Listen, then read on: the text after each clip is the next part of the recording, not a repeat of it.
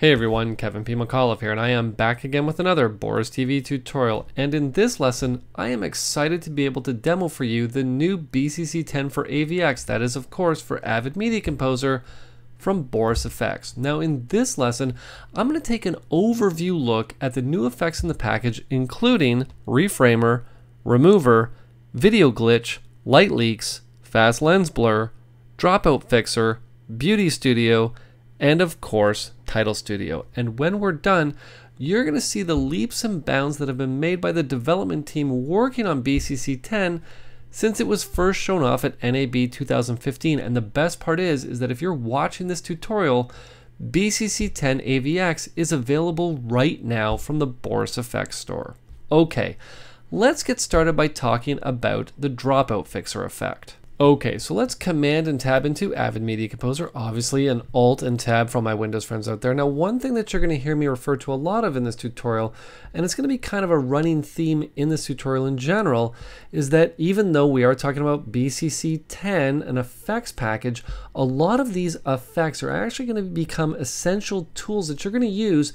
They're going to help you fix common problems that you might run into in the edit suite. Now, this is a perfect one for all of you documentary editors out there who are going to find themselves using a lot of archival footage, especially coming from a format like Betacam SP, where dropouts can be a very common thing. There you go. There's a big, huge dropout right there. Okay.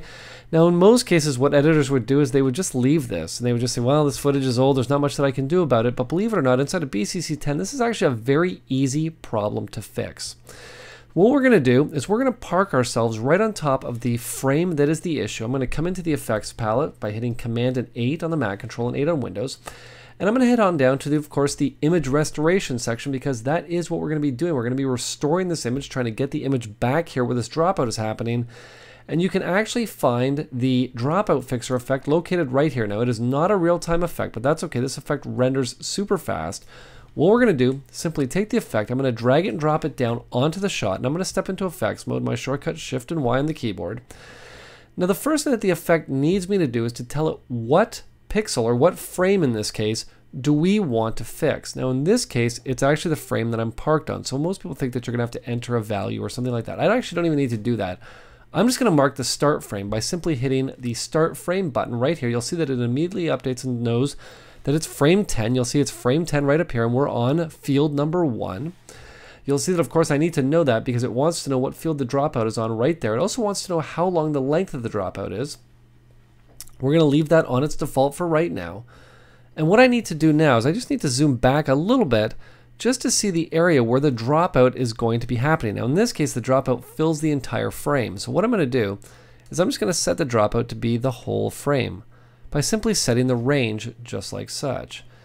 Now all I need to do is simply come down to the preview, and you'll see right now it's set to see the original field, but I could say show me, the dropout field, right here. I could say that, to set the replacement field, the output field, or I could just set this to be output. Now the funny thing is, as soon as I set this to be output, the screen actually turns red. Now why is that?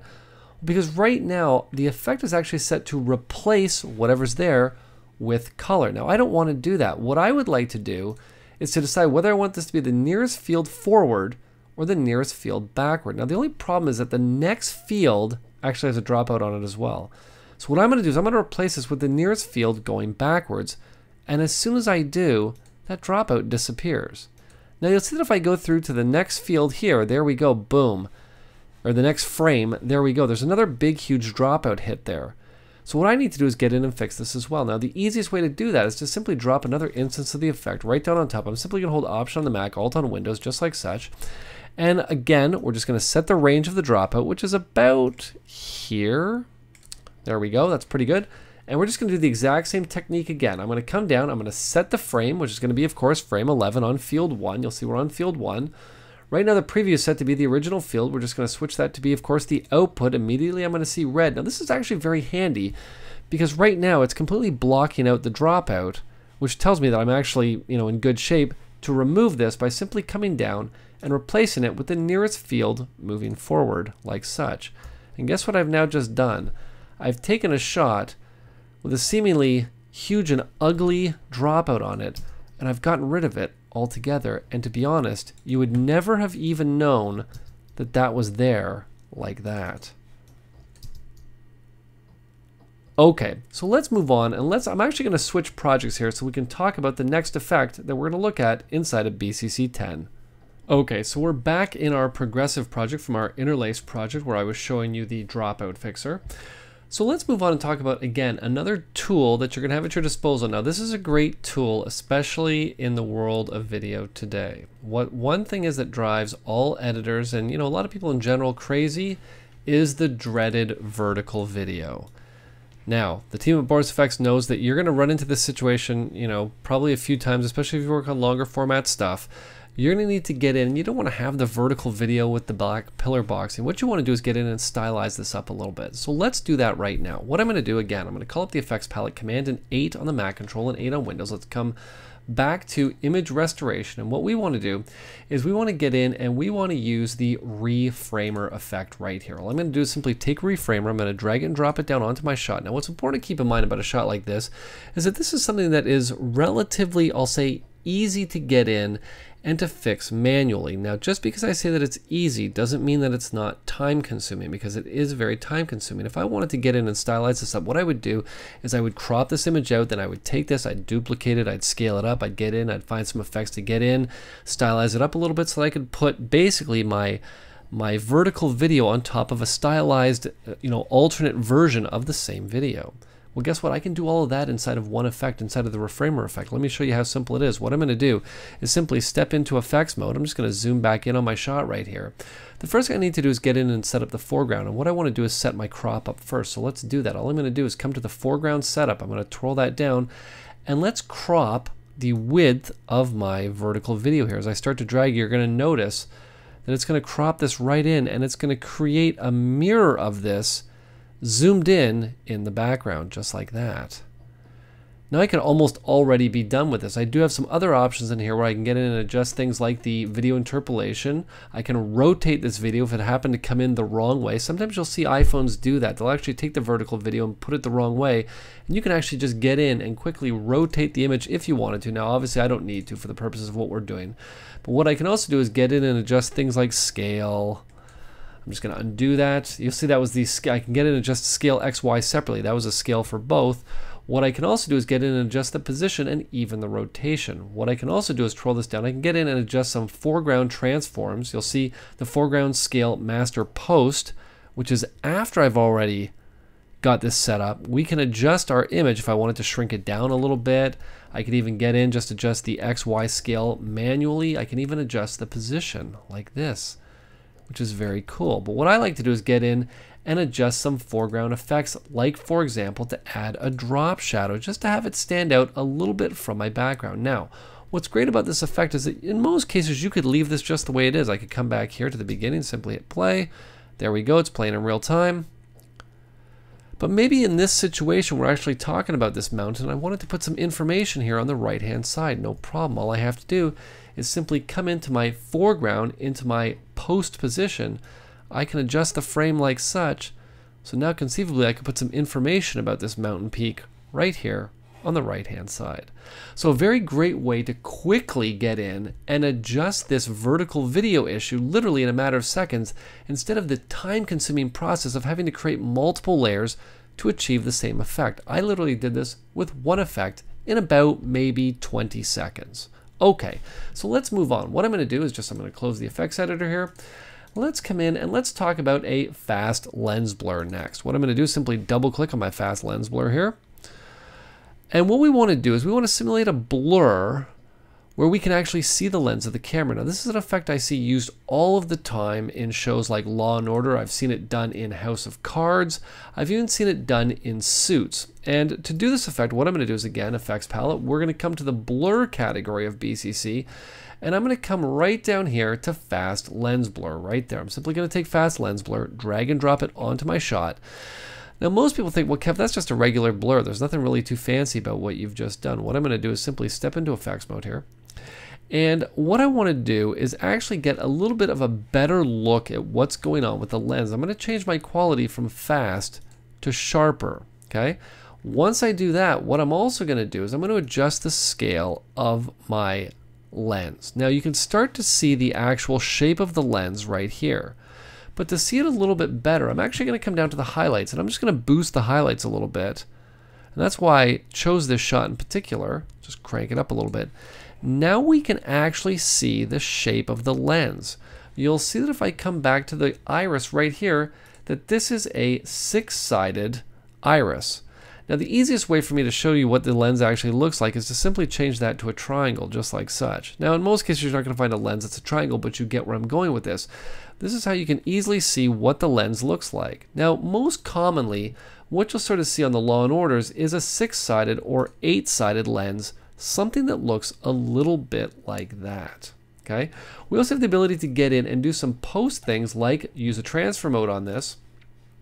And of course we can get in and do geometrics where we can get in and adjust scales and things like that. Okay. But really at its core, this is the type of effect that we want to achieve. And again, like I said, keep your eyes open on shows like Law and Order and Suits. And when they shoot shots at night, you're definitely going to see a lens blur effect. And getting in and creating the same effect that you see on those high-end TV shows is very quick and very simple inside of BCC 10. Okay, so let's move on here and let's talk about another great tool. You'll see that right now we've talked about 3 tools so far. We're going to talk about Remover now. I'm simply going to double click on Remover. Now most people take a look at a shot like this and be like, well Kev, what would you use a remover effect for in a shot like this? Well, you know what? We've got this really ugly panel that's hanging off the wall right here. You know, and I could even get in and remove this panel here. We could even get in and get really fancy and start removing windows if we wanted to. But let's start, we'll just talk about basics here because this is, again, an overview lesson. And what I want to do is I just want to remove this sort of panel that's falling off the wall here. So how would I go about doing that? What I'm going to do, Command and 8 on the Mac controller and 8 on Windows. We're going to come back down to image restoration, and I'm simply going to use the remover effect. Now, again, this is not a real-time effect, but that's okay. It renders super quick. Now, as soon as I take the effect and I drag it and drop it onto the shot, you're going to notice that something has appeared. What I'm going to do is just step into effects mode. I'm just going to bypass the effect just for one quick second. Okay? You'll see that as I turn the effect on and off, you'll notice that something has appeared right here, but we actually have 2 crosshairs, one right here and one right here. And you'll see that as I hover over top of them, one is called the source, one is called the destination. Now this is a very, very clever effect, and if you know anything about Photoshop, you know about the clone tool in Photoshop where you can pick a point in your image and you can clone it to somewhere else. Well, that's basically what we're going to do right here. We're going to do a clone. Okay, I'm just going to zoom in, but just by hitting on my zoom tool here, I'm just going to adjust the frame here by hitting Command and Option on the Mac, Control and Alt on Windows. And what we're going to do is we're going to set the area that we want to be the source for our clone. I'm just going to pick right about here now. As soon as I move the source and let go, it's immediately going to be updated in the destination. Okay. Now we might be a little bit too close to the edge, so let me just bring this over a little bit, just like such. So all we have is the wall. There we go. Now what I'm going to do is take the destination, move it right over like such. Let's just sort of line up because we want to make sure that line goes right across. And all I'm going to do is I'm going to twirl down my clone here because I need to get in and do a little bit of a feather. Now what I'm also going to do is just adjust the radius a little bit. Let's bring it down. Let's put it at about 15. Now of course I'm going to have to move this over a little bit, and that's okay.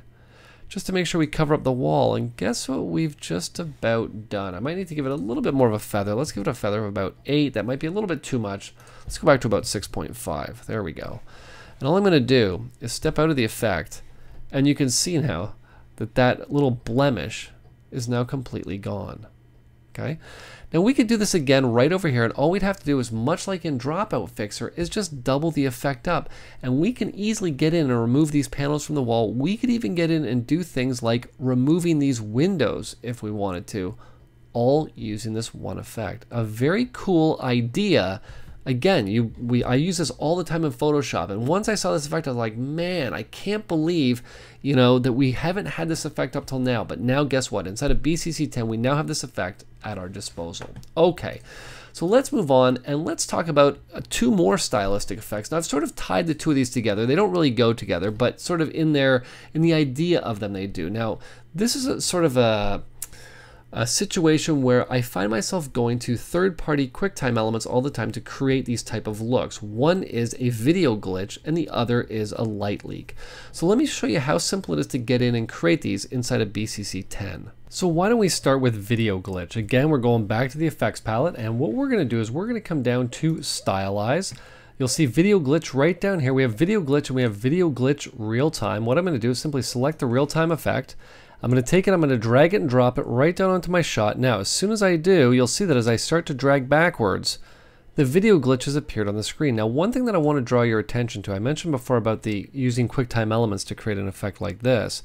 The difference between using QuickTime elements and using BCC's video glitch is take a look at what's happening. The video is actually being moved and torn to pieces. Take a look. Look at the shift that happens right here. You can see the video is actually being torn, which you would not get with a third-party QuickTime element. And of course I can come back, simply hit play here. There we go, there's some glitches happening. Now where this effect really shines, and this goes the same with light leaks as well, is using the built-in FX browser. What I'm going to do is step into effects mode. I'm going to navigate up to the FX browser right here. I'm simply going to click on it. The FX browser is going to open up, and what I'm now going to have is a whole bunch of different presets that I can simply select. I can hit play on the keyboard. There we go. Now I'll just give it a little bit more room to preview that here. There we go. But of course we can pick any one of these. Take a look at that. And the best part is that, you know, whether we find one that we like or whether we build one ourselves, if we build one ourselves, we can save it. And of course that will be added to the FX browser for us to then utilize in future projects. Okay, so I'm just going to choose this one. I'm simply going to say apply. Let's just zoom back here because I'd zoomed in for the effect before. There we go. Okay, and again, real time, I can simply come back, hit the space bar. Now one thing I do want to point out, if you happen to watch the demo that I did at NAB that had video glitch in it, the one thing that it didn't have was the ability to get in and make it an intermittent glitch. Well, the team of course obviously knew that, and is now, as you can see, included the ability to get in and not only create some really ugly looking video, which is exactly what we want for this effect, but you'll see that if I step into effects mode, we can actually get in and adjust not only the glitch interval, but the interval randomness as well. So you can really get in and tailor this effect exactly the way that you want. Okay, now what I'm going to do is I'm just going to remove that effect. Of course, when we're talking about light leaks, we of course want to come to the BCC lights category, and you'll find light leaks right here. Of course, again, real-time effect. I'm simply going to take, drag and drop onto my shot, and boom, there we go. Literally there right away. Hit the space bar. Now again, where this effect of course shines as well is not only in the absolutely staggering amount of parameters that you can get in and adjust, everything from color to position to scale to blur to amplitude, but of course we can again come into the FX browser and have access to a whole bunch of fantastic light leaks presets that will ship with BCC 10, and of course you can get in and create your own. Again, you want to see any one of these, you can simply select it, hit the space bar on the keyboard. It's going to go through. Now you'll notice that it's not going to play back in real time right now because it's buffering this into your system's RAM, and now it's going to play it back in real time. And of course, again, if we're happy with this, we can simply come in and say apply, and boom, that's applied right away. I can now simply jump right back to the beginning, hit the space bar, and there's the light leak effect. We're ready to go. Okay, so let's move on. I'm just going to close the effects palette again. Let's talk about a big one. Now this is a big effect for a couple reasons inside of BCC. What I'm going to do is I'm just going to call it my timeline for Beauty Studio. Okay.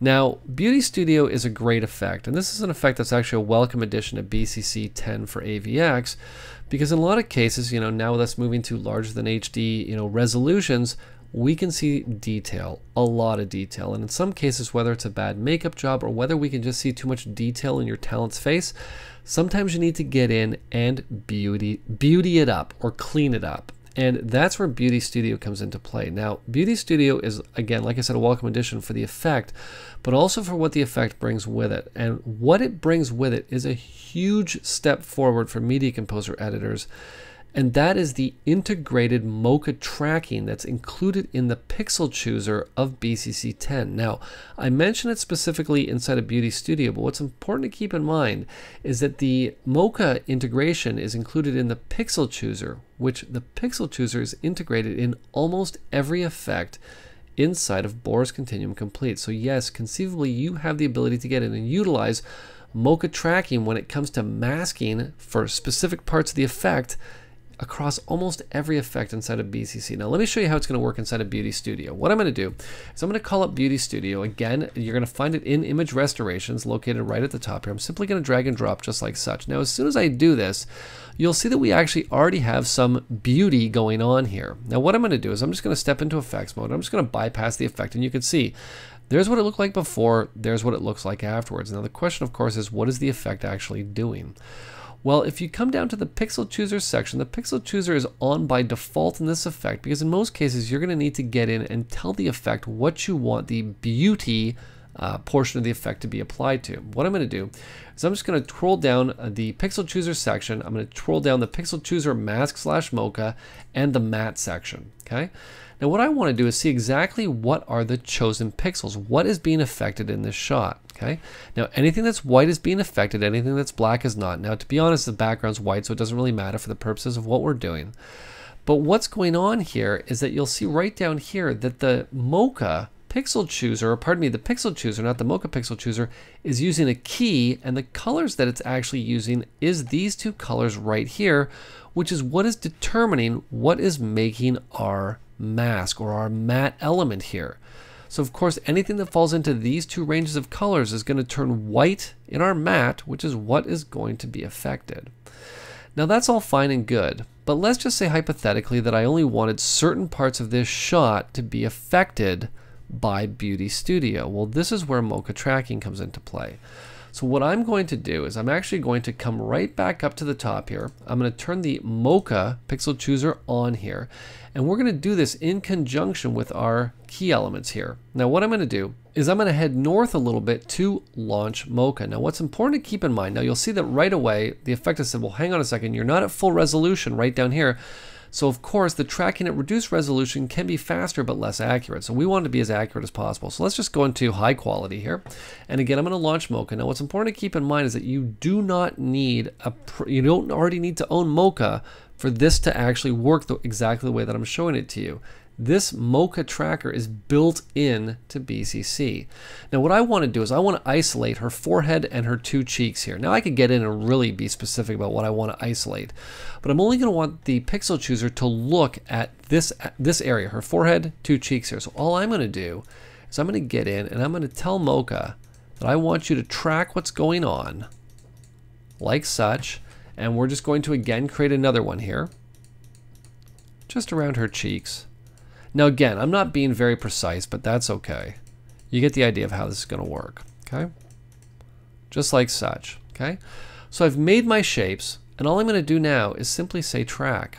And you're going to see that mocha is going to cruise along, and it's going to track these areas pretty dead on. Now what I should actually do here is I'm just going to stop this. Let's just come back to the beginning here, because I'm choosing 90% of the pixels, which of course is going to take a longer track. Let's change that to be 30% of the pixels. And let's just make sure that I do that with each one of my elements here. Because of course mocha's tracking all of these at the same time. So we're going to set all these to 30. There we go. Okay. And again, I'm just going to set the track to go. Now you're going to see the track is going to start cruising along here. And it's going to do a pretty good job. Now of course if the track is not as accurate as you want, you can of course get in and change the minimum percentage of pixels used. I normally stick with about 30 when I'm doing my initial track. You can actually even see that as she winked, you could see the spline actually move, and it's creating a pretty rock solid tracker. And I'm just going to let it track through. This is of course 1080p 23976 footage, full resolution. This is actually linking to the footage on my hard drive. Okay, so this is actually very impressive. Okay, and what I'm going to do is when it's done, I don't need to render anything. I don't need to do anything other than to simply close mocha. It's going to ask me if I want to save, and I'm going to say yes. What I'm going to do is once it's done, I'm going to close, I'm going to say save, and what's going to be updated is right here. Now if I turn this off, I'm just going to turn this off for a second, and I turn this back to be, let's come back up here, to be the chosen pixels, it's going to show me everything because it's relying right down here on this key. But what I'm going to do is I'm going to add a shape in here, and that shape is going to be the mocha spline. And there is the exact position that I tracked inside of mocha. Now it's going to be the only thing that's affected when I change the mocha spline, or pardon me, when I turn the Pixel Chooser right here back to just be on. What I'm going to do is just zoom in just to show you that if I come up here and I bypass the effect and I turn it back on, you'll see that the only area that's being impacted is her forehead and her cheeks. Now, of course, I could also come in and just feather this up a little bit. Let's just make the feather about 10. And I'm just going to switch the Pixel Chooser back to be Show Chosen Pixel so you can see that we've blurred this out a little bit. If I switch this back to be nothing here, there you go. put this back to 10. And this is a massive step forward for Media Composer editors. Now we have finite control over exactly what we want to have our effects impact in our shots. If you have somebody, let's say, ride by the shot on a bicycle and you only want to have that person, you know, isolated by whatever the effect is that you're doing, you can simply get in and use the pixel chooser just to track them, and then the effect will only be applied to them in your timeline. A huge leap forward. Okay, so let's move on and let's talk about the second last thing. I'm actually going to throw a little bonus in at the end, but we're going to talk about the second last thing, and this is another big step forward. And of course I'm talking about Title Studio. Now, what I'm going to do is I'm just simply going to call up Title Studio, and once I have it called up here, you'll see that I've just chosen a shot of a man sitting at a computer, and I'm going to come into effects mode here, or pardon me, to the effects palette by hitting Command and 8. Let's navigate up to 3D objects where Title Studio is located right here. I'm simply going to take Title Studio, drag and drop it down onto my shot. Let's step into effects mode, Shift and Y, and I'm simply going to navigate up to launch Title Studio UI. Once I have Title Studio open, what I want to do is just make sure that any of my titling is going to happen over top of the actual video. Now, until I put an element into my timeline here, we're not going to see the video, but we're going to do that right now. And what I'm going to do is I'm going to start out by bringing in a true 3D model. I'm simply going to navigate down to Imported Model, and I'm going to choose this 3.5-inch floppy disk. I'm simply going to say Open. And what's going to happen is that Title Studio is going to bring in this true 3D element. Now, of course, you can just ignore the white background here. There we go. That's the proper background. And you can see now that right now I can get in and adjust the position of this 3D element. It doesn't really look too 3D though. Well, that's because I do have the ability to come in, switch over to my rotation interactor, and now I can rotate this in true 3D space, and you can see that it is actually a real 3D model. Okay? Now, what we want to do is we want to set up a title to go with this floppy disk. I'm just going to undo what I did just to set everything back to its default. And let's put in some 3D extruded text. We're just simply going to add the extruded text by simply clicking on extruded text. Now, Boris FX is not what we want. What I'm going to do is get in and I'm going to type in, let's type in floppy disk. Why not? Okay. Just like such. And let's center this up. And once we have it centered up, what I'm going to do is I'm going to come down to Impact, the font Impact, there we go. And let's just reposition this text. Now I think what I'm going to do is just adjust the tracking a little bit here, just to space out my letters a little bit. And I'm going to come back to the controls, and let's just put our Z position, I don't know, let's see. It's not in the positive, it's in the negative. So let's just jump down to like maybe -10. Now the only thing is I don't really know where this text is sitting in relationship to the floppy disk. Like if I was to put this value at, let's just say -50, I still don't really have a good idea until I get in and make sure that I have the 3D container selected. And of course, once I rotate this, you can actually see that by getting in and adjusting the floppy disk text, I can actually position it really in 3D space. And I can even have it go behind the disk just like that. Okay.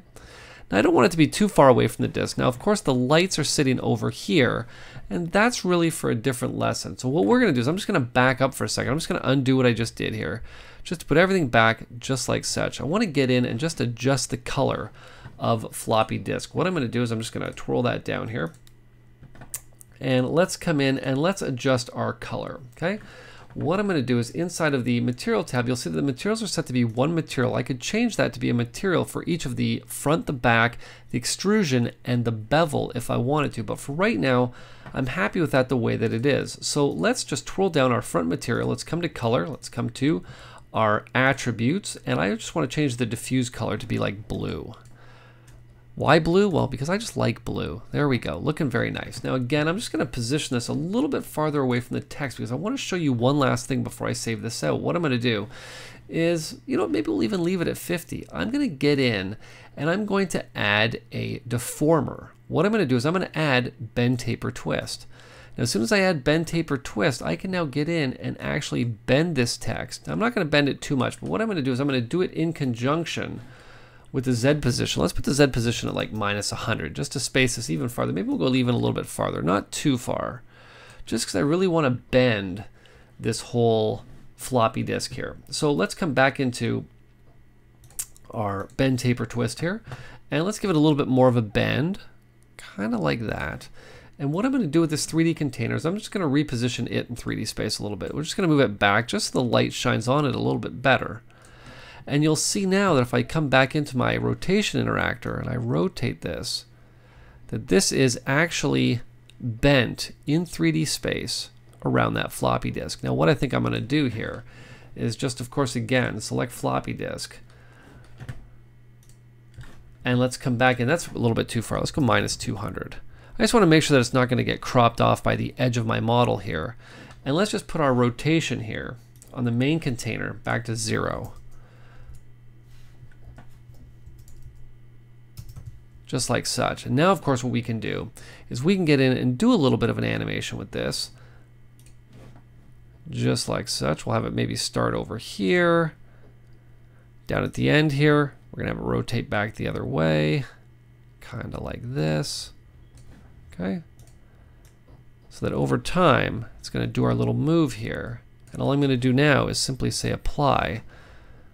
And what's going to happen is in a second, that title is going to appear in my timeline in true 3D space, looking really, really cool. Okay, now the last thing that I did want to mention is there are a few new transitions that are new into BCC 10, and I'm just going to call up my transitions timeline here because I figured that instead of going through each one, I would actually put them into a timeline. We're going to hit play here and I'm going to show them to you. Now the first one we have is a cross glitch dissolve, very cool. The next one that we have is a cross melt dissolve. We now have a cross zoom dissolve. Following that up with a lens blur dissolve. And last but certainly not least, to round out the 5 new transitions, we have the light leaks dissolve. Very nice. Okay, so that rounds out our look at all of the new effects inside of BCC 10 for AVX. Now, what's important to keep in mind is that I've shown you the new effects, but there are so many new under the hood features that the team at Boris FX has been working on to improve the effects we already have and to enhance the performance of the actual effects package itself inside of Media Composer. Now, for more information and to purchase Boris Continuum Complete 10, you can simply head on over to the store at the Boris FX website at www.borisfx.com. This has been Kevin P. McAuliffe. Thanks a lot for watching.